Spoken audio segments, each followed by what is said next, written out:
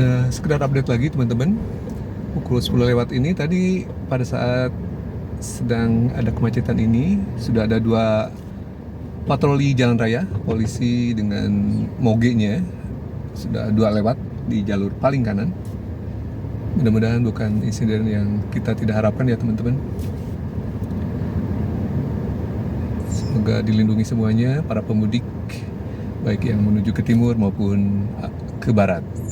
Di jalur yang ke arah barat, jalur B, sejauh ini lancar jaya nih teman-teman.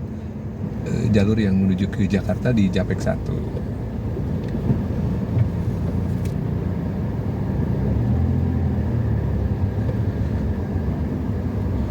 Dan tapi melihat juga ada beberapa polisi ya di jalur kanan yang kemungkinan untuk mengurai kemacetan di depan ya. Para pemudik gratis nih teman-teman, sudah ada beberapa bus. Ada tadi Sinar Jaya Operated. Ini juga ada nih teman-teman, Kelana Loka. Mudik bersama juga. Mudik gratis. Jadi mudik gratis kemungkinan sudah dimulai sebelum libur bersama tentunya ya, atau cuti bersama di hari Senin dan Selasa ini. Dan untuk besok adalah jatahnya pemudik yang menggunakan kendaraannya. Oh iya nih, banyak polisi yang lewat nih, yang berkendaraan bermotor. Mudah-mudahan hanya untuk mengurai saja. Kita doakan bersama tidak ada kendala, tidak ada insiden.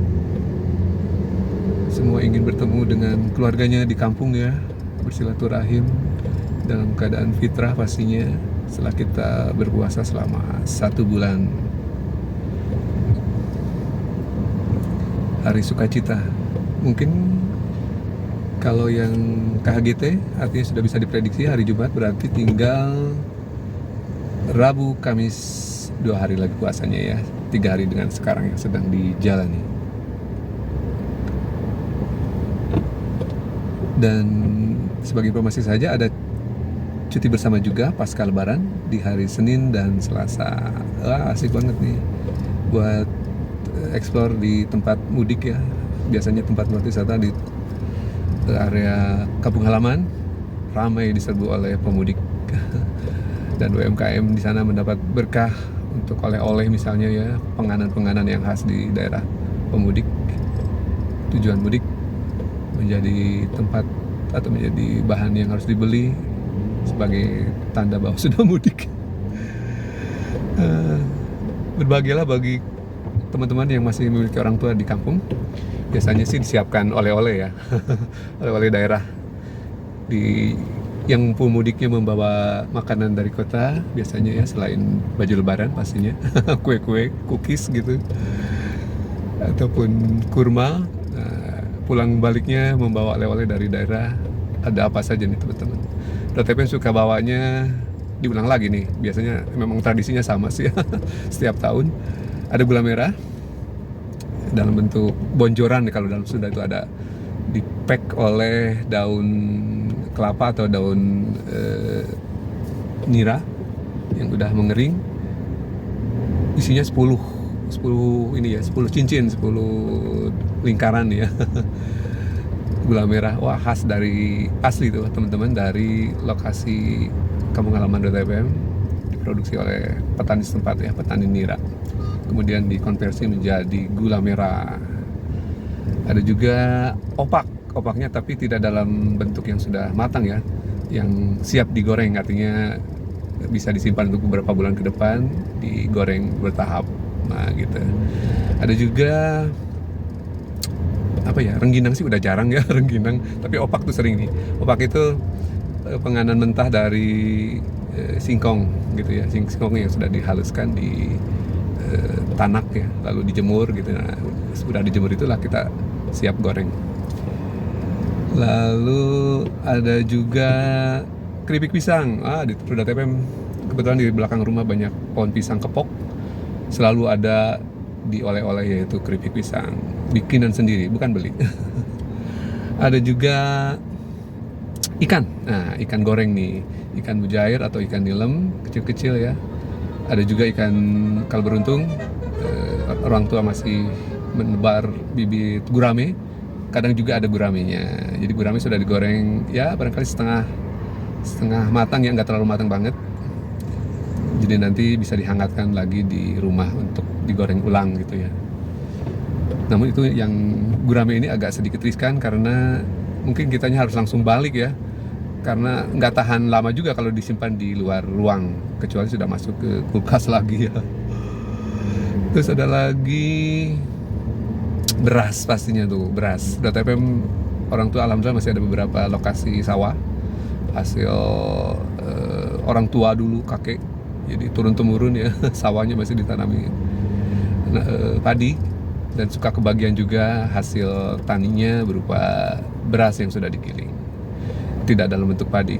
Sudah digiling, dibawa dengan karung kecil ya, lumayan lah buat 1 bulan 2 bulan ke depan, karena kadang cukup banyak ya.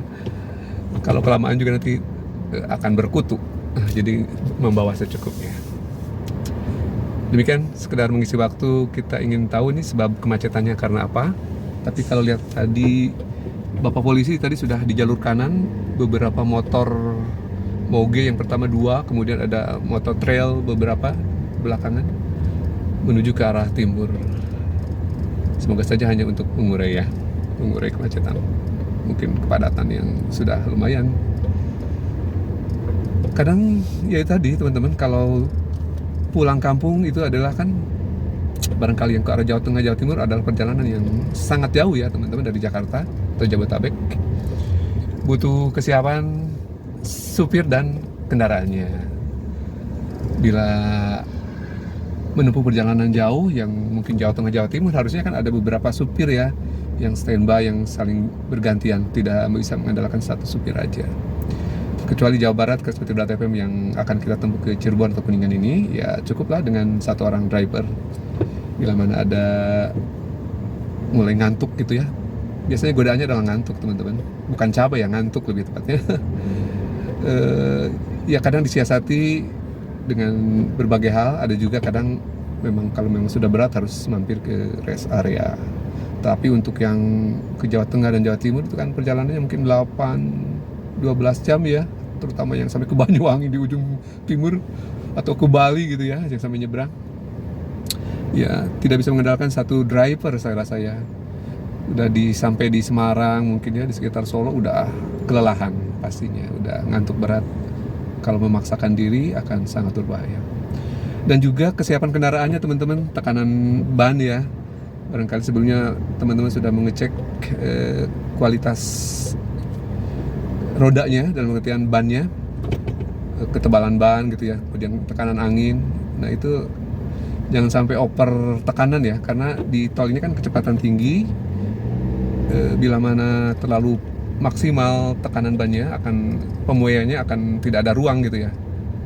Jadi sebaiknya tidak sampai maksimal ke tekanan maksimal ban itu yang ditolerir ya. Misalkan dari maksimal 35 ya disarankan barangkali 33 ya, dengan sesuai dengan juga beban yang ditanggung oleh kendaraan tersebut ya.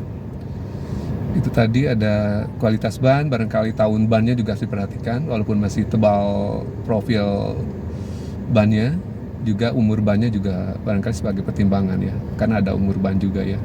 Kegetasan karetnya itu harus dilihat ya, masih memungkinkan untuk dipakai jarak jauh atau cukup untuk di dalam kota. Barangkali bannya yang sudah agak-agak berumur bisa disimpan di ban cadangan ya, sementara yang terbaik dioptimalkan di ban paling depan, kemudian yang second line-nya di ban belakang. Barangkali begitu ya, karena di ban depan ini menanggung mesin ya, jadi menanggung beban berat mesin. Berikut juga dia mencengkeram lebih banyak ya dibanding roda belakang. Terutama seperti mobil-mobil sekarang kan berpenggerak roda depan ya, artinya yang ban depan ini effortnya harus lebih baik, disupport dengan ban yang baik juga. Oke, itu aja sih, sambil menunggu lancar lagi jalannya.